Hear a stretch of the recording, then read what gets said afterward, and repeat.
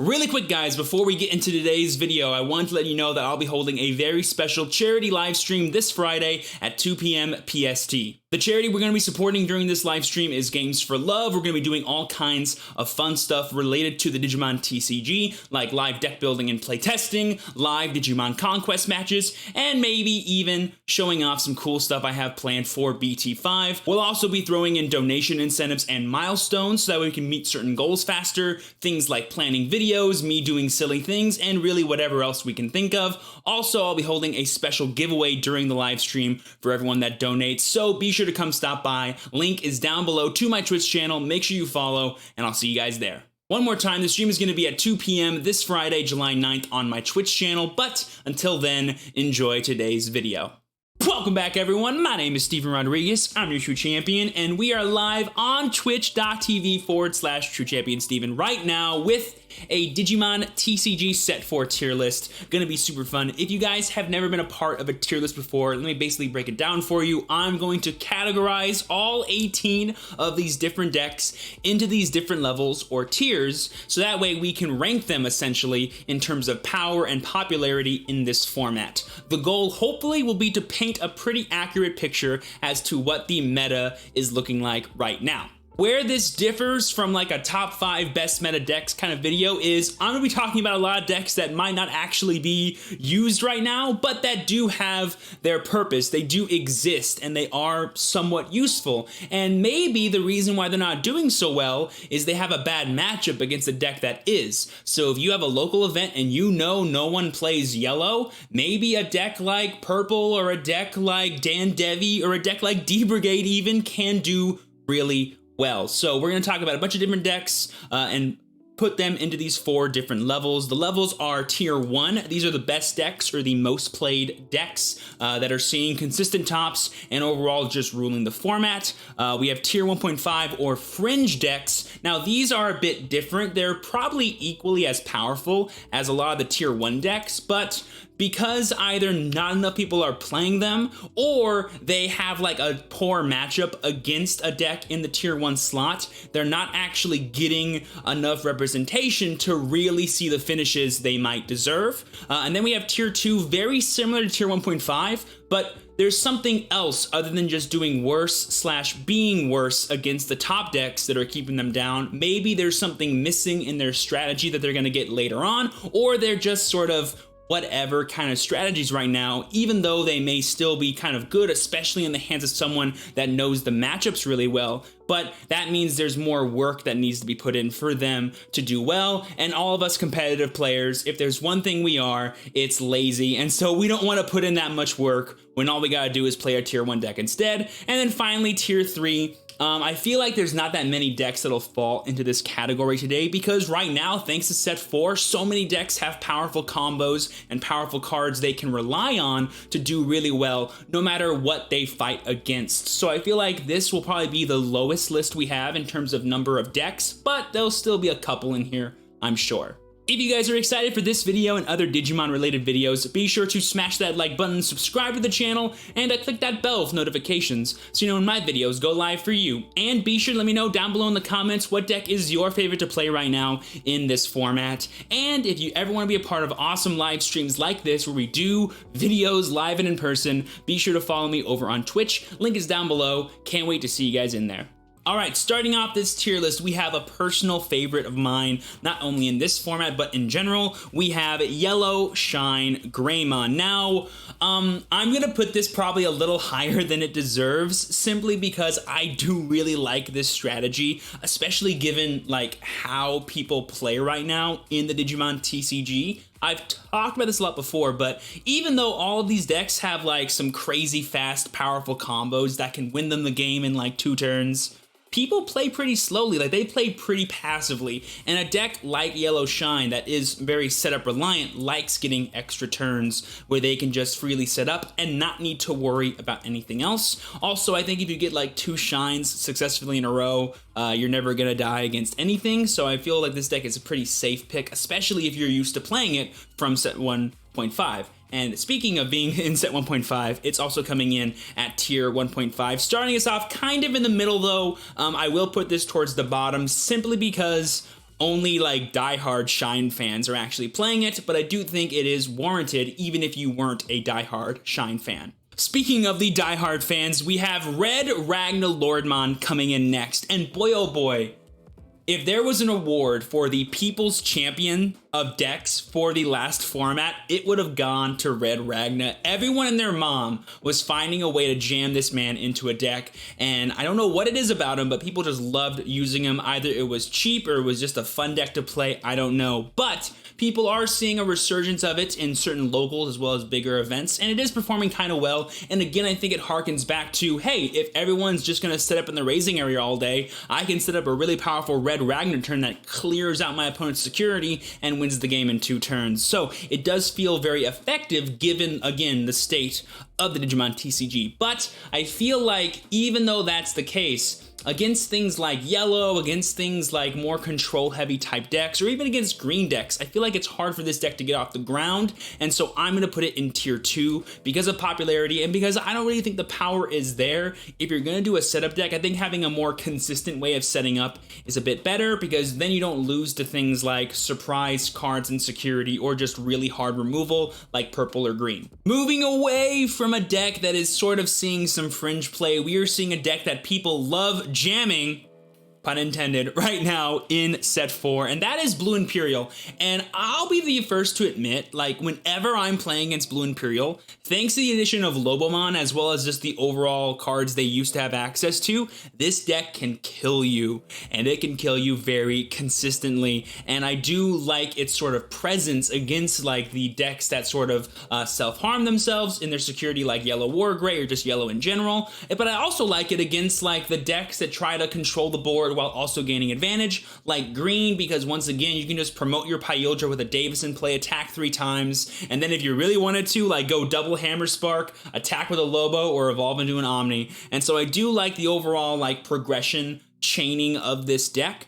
And so I do think it's a really top contender, but again, not enough people are actually committing to playing it for it to be anything higher than tier 1.5. I will put it ahead of Yellow Shine though, because trust me, you are more likely to fight against Imperial than you are Yellow ShineGreymon. Moving on, we kind of have a letdown, in my opinion, for the set 4 format, and that's going to be Yellow, Blue, Green, MegaZoo, represented by the best boss of that deck, Chaosmon Valderarm. Even though this card was a gigantic plus for multiple different strats, I think it best represents what MegaZoo is trying to do, which is stick this guy in play and then do a bunch of cool Kaiser Nail combos to abuse all your powerful hard drop level 6s and then just win the game. I actually really like this deck, and I do think it's still well positioned given what decks are performing, but no one is playing it, and I think the only reason why is it's one of the most inconsistent strategies based off of overall what it does, and so people don't want to commit to it. And I can totally understand that, and I do think it is awkward, and with the overall popularity of like purple decks, you're kind of like taken aback from wanting to super hard commit to this unless you're sure you're not going to fight against purple. So I'm actually, even though I'm a fan of this deck, I'm going to begrudgingly put it in tier 2. I think also next to MegaZoo and Ragna makes sense because RagnaZoo is kind of in the same boat here. I do think Yellow, Blue, Green is the superior MegaZoo list because it's more focused on removal and just overall advantage than kind of like outright comboing your opponent out of the game. So it like does need less to actually go off than say a RagnaZoo deck would.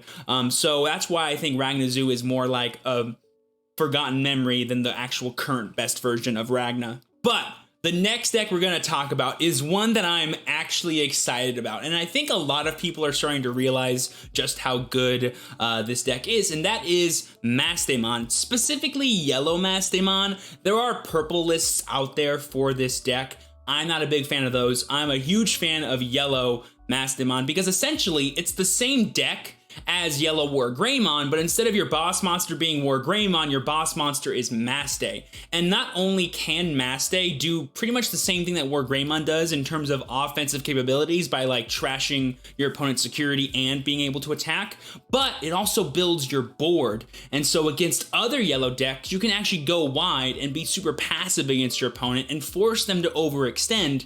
And unless they kill you, you will 1000% kill them on the crackback thanks to the broken cards cards that are Blinding Light, Angelomon, and Bushiagumon. So I'm actually a huge fan of this deck. It did get some added support in the form of Promo Gatomon, which also makes it really good. And because like everyone and their mom is talking about it right now, it's gonna slowly rise in popularity, and I think deserve a tier 1 spot. Now, I will say that it is kind of awkward to play because Mastemon does cost 4 memory, but thanks to cards like Pulsemon as well as the Purple Kari, you can kind of circumvent that and still be able to have a turn and be offensive with your Mastemon if you want to. Just a quick heads up for all you yellow Mastemon fans out there. Moving away from the Gemini of Digimon, let's talk about a deck that I am still confused about, and that's any green deck. Because honestly, guys, there are so many green decks in set 4 that are viable. It's really hard for me to narrow down which strategy is best, but I think I've classified them into as many that I think are relevant. So we have green Herc / Nidhogg, we have more Nidhogg focused decks, and of course we have green OTK. So think of this as like piercing / beatdown board control. Think of this as just like overall green control / reactive type effects like Nidhogg, Ceres, etc. And then green OTK is of course Grand Kuaga plus Chaosmon, just to obliterate your opponent's security and kill them. These decks, where I think they lie, are right here. So I think both Herc Hog and Nidhogg control decks are both kind of doing the same thing, but one does have like a proactive let me deal you damage button in the form of Hercules, and it likes being able to be slow to set up thanks to the just building in the raising area and nothing else. Nidhogg is very focused on just trying to be super reactive and force your opponent to just sacrifice a bunch of advantage if they want to overextend. And then of course green OTK is like the higher roll deck. If you get it, you win. But it does have a lot of consistent plays. Oftentimes it will play Nidhogg as a nice backup to its main strategy of trying to kill your opponent. So that way if you fail, you can still like deal with their board in case they pressure you back. And I think it's a more self-contained strategy, and because we do lack hidden potential being a nice just accelerator for all of these decks, the one that is just fastest is this one, and I think it's the one that's going to come out on top. The sad part about there being so many different green decks is that it's actually splitting up who is playing what, so the overall green color, I think, actually suffers in how useful we think it is versus how good it actually might be. That's the one good thing about having a solved, clear deck list that you know is better than everything else, so that way you can just fully commit to it and trust that it'll work. But because they don't know which deck is the best, no one trusts whether or not green can get them the wins they want to get unless they're playing green OTK. While we're on the subject of decks that are disappointing me, let's talk about both of the black decks here. So, Mastemon Zubagon Punch combo, I don't really need to go into why this deck doesn't really work because it just is not consistent. It has that like black problem of, oh, everything is super clunky. Everything I do try to accomplish is really harmed by removal, and all the best decks have super strong removal, and so it's really hard for this deck to get any traction. But the people that do commit to using it say it's like the best deck in the world, so, you know, it's hard for me to kind of isolate whether or not it's actually good or if it's just like not being played at all. So for me, Black Mastemon or like Black Zubagon Punch or like any of the black like OTK kind of combo decks like Black RagnaLordmon or Chaosmon or even Hyandramon, Alter S Shenanigans, all those decks go into tier 3. But what redeems black in set 4 is, of course, D-Brigade, the new kid on the block, being able to play a 3-drop mega that has Rush, do all these fun things, be basically black Rookie Rush. It is a very cool strat, but I think it's one of the first, like, oh, it's holding itself back candidates in tier 2 because it's just lacking any kind of actual powerful play. Like, sure, you play this D-Brigade 3-drop mega, but unless you're killing them that turn, it's like whatever. Every deck just kills you in the crackback or will outlast you with recovery cards or blockers, so you just never kill them. Until we get things like Omnimon Zwarts or more Commandramons or actual payoffs to playing a D-Brigade deck over literally anything else, I don't see it ever being played at a number that is actually warranting it being anything higher than tier 2. So while I do think the strat is cool, I do think the deck works, there's just no reason to play it right now. It has no payoff other than just being a cool black deck. and that's not good enough to be anything higher than tier 2 in my opinion. After the train wreck that is black comes another sort of confusing archetype. I kind of talked about this in my must-have cards deck list, but we have purple. Now, obviously, we have purple MegaZoo, we have purple Dandevi, which is like the pet deck right now. Like, everyone loves playing this deck that is playing this deck, and it is pretty good, actually. And then we have Plutomon. Plutomon is kind of here to represent, like, Cerberusmon combo decks. Either the ones that play Kaiser Nail or the ones that are just jammed into Melga decks that use like Necrophobia and stuff to properly abuse those werewolf mons and stuff. I do like all of these decks. I think they're all super cool, and I think they're very good examples for what purple is evolving into, which is like the combo color. Like, oh, after drawing all of these cards and building our resources, we're gonna explode with all of these cool things. In the future, there'll be tons of decks, thanks to the inclusion of Omnimon Zwart being like a powerful boss monster that have a great payoff to this sort of mechanic and strategy. But right now, the only real deck that has a good payoff off of it that I think is consistently winning is purple Melga, and for that reason I think it's the best purple deck right now, and I'm putting it at the top of tier 1 because honestly people love jamming purple and the deck is really good and really consistent. But I just think that in terms of powerful combos, it kind of pales in comparison to the other top performing decks. Dandevi and Pluto decks are going to be split into tier 2 because I feel like even though they are popular and people like jamming them, it's the same thing with green, you know, because no one can truly settle on which one of these is the best way to play. They're all splitting up and like, well, I don't really feel like playing Melga today, so I'm gonna play Dandevi instead. And so they actually hurt the performance of Melga players, right? So because the overall community of purple players can't figure out where their lane is, they're sort of hindering the popularity of all three. I do think Dandevimon is powerful enough to be a tier 1.5, but it's just not played enough. And the deck is kind of hard to build if you don't already have access to both kinds of Demi-Devimon promo. That's also another thing holding it back. And then the Pluto one is just like a shenanigans deck. I do think that like Melga-based Cerberusmon decks are better, but just pure Plutomon, not right now. In the future though, when we get Earthshaker, keep an eye out for Plutomon. He might come up every now and then. Okay, before we talk about the scourge that is yellow-red security control represented by Serapimon, let's talk a little bit about Omnimons here. I have blue and I have red. Now, Red Omni is Red Omni. We all know him. We all sort of loathe him from his past, but right now he's like, whatever. I've said time and time again, red is the big loser of set 4. I know like black is a clear like worse deck, but in terms of support and in terms of card pool, red right now has one of the worsts. Don't worry, their time will come set 6. Don't you fret, all you red players. But right now I think like Red Omni is still just a 50-50 deck that doesn't really do anything impressive other than maybe board repping your opponent with Alter S, which is super easy to play around for most competitive players. So he's coming in at the bottom of tier 2 for me. If we didn't have access to half of the cards we had in set 4, maybe he would be better, but we do, so he's not.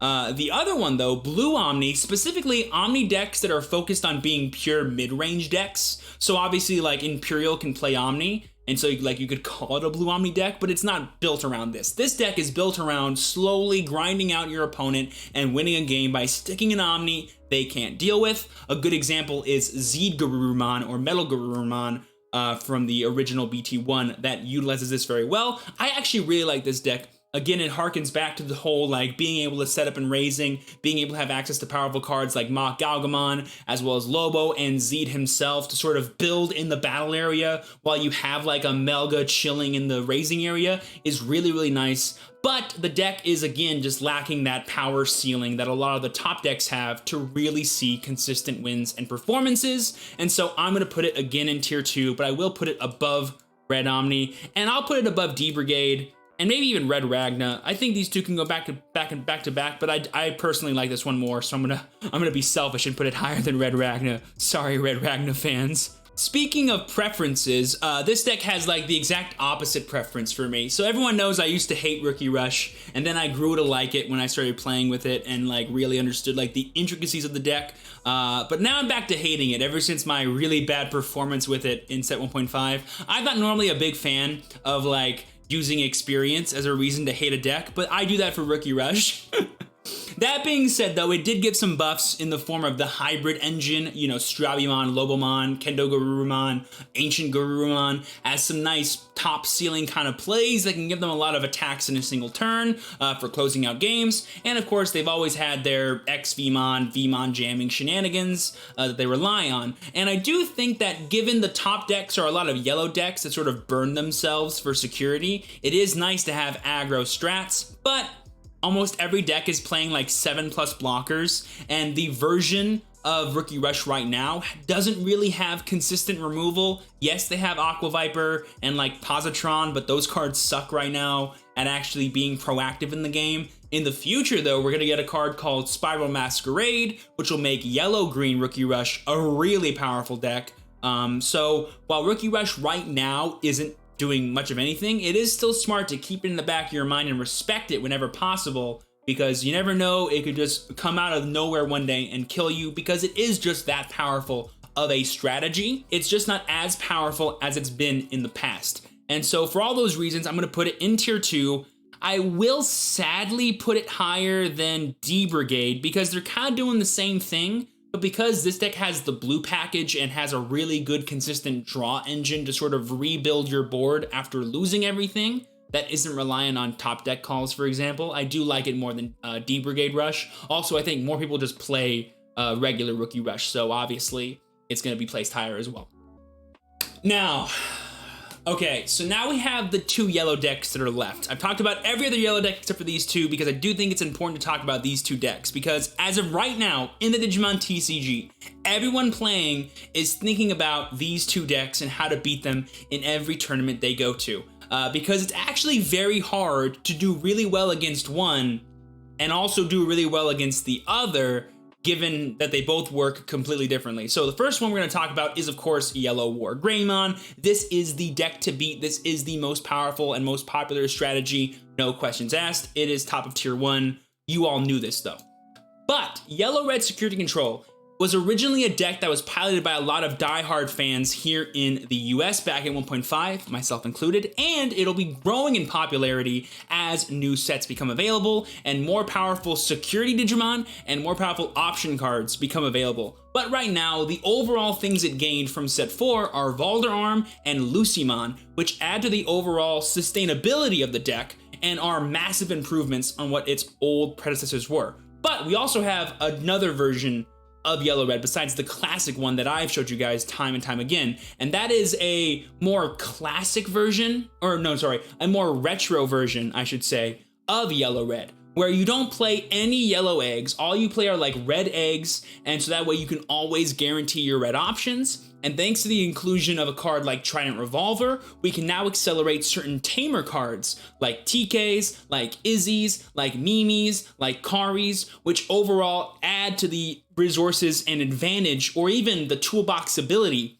of Yellow-Red Security Control. So there are now multiple versions. I think both are great. The more popular one, the more well-performing one, is like the older version with like the Cupies and the yellow rookies, because it's more advantageous at killing your opponent and doesn't rely solely on out-resourcing them or decking them out. It can actually just kill them by attacking them a lot more easily. So that's the version that I think is going to be more popular for a while. But once we get new cards coming out in set 5 and set 6, the one that only plays red eggs, that will be the version you see everywhere, because that one will be way more powerful in terms of just constantly stopping your opponent, because you have more room thanks to the lack of rookies to play just powerful and broken option cards. So that's what I wanted to let you guys know right away. So there's really 2 versions of this deck that you should always have in the back of your mind when you're playing right now in the format. And I think both of these decks, because of how game deciding they are in terms of what decks you play, what techs you play, etc., I am putting them at the top of tier 1. I do think that more people play this as opposed to this, because I think still only the true diehards of Yellow-Red Security Control are performing well with it. In the future, that will change once more and more people pick up the deck. Techs are played for the mirror, stuff like that. But overall, I think the tier 1 slot, any one of these decks can take down any event you go to Same can be said for all the 1.5 and fringe decks. It's just a matter of how good you are against these top 2 decks that I think truly warrant where you lie and how likely it is you take down an event, especially once you consider how experienced you are and overall your matchup knowledge with each deck in like this top 9 right here. Also, I want to stress as well that because yellow-red security control is becoming bigger and bigger at like local events, that's why Mastemon is getting really good as well, because it's actually a super powerful deck against this, because not only can you trash their security while stopping the security effects, but you can also build your board in the process. Like going Maste, trash the security, play Peter and Tinker is actually insane against yellow-red security control. And it's also really good against yellow War Greymon, so that's why Mastemon is even more rising in popularity, is because both of these decks are super good, and this deck is good against both of them. So yeah, matchup favorability is actually a really cool factor too in deciding which decks go where, and that's why the tier 1 is so deciding at what's in 1.5 and what's in tier 2. But yeah, guys, that about wraps it up for all 18 of the archetypes I have for the set 4 tier list. I think this is a very accurate representation in terms of the power rankings as well as the popularity rankings of all of these decks. Obviously, we do have some selfish picks in the form of ShineGreymon and in the form of, where else? A yellow, blue, green MegaZoo. I do think these decks are important for you to consider, but they're definitely not decks you need to build your deck around to beat. It's more like just make sure you test against it if you want to be super confident you can handle anything in this format with your deck.